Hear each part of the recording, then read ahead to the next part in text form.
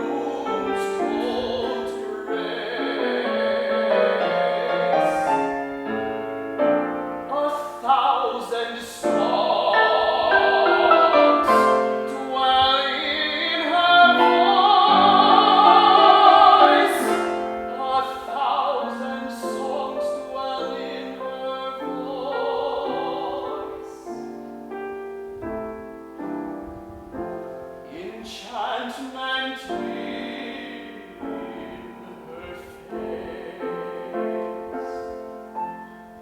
and love himself lays down his boots to mark her passing there. A lovely lyric lady with songs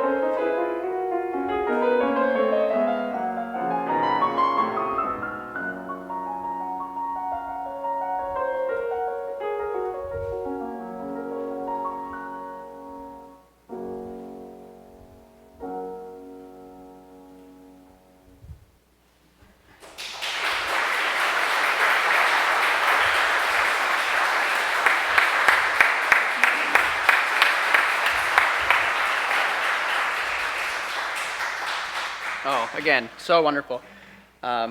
We only have 2 more songs in the program. Again, I thank you all for coming out. I will also speak before the last song because I love to hear myself. So I became a singer. And plus, when I sat there, I always wanted to stand right here and, say good morning and then hear it back.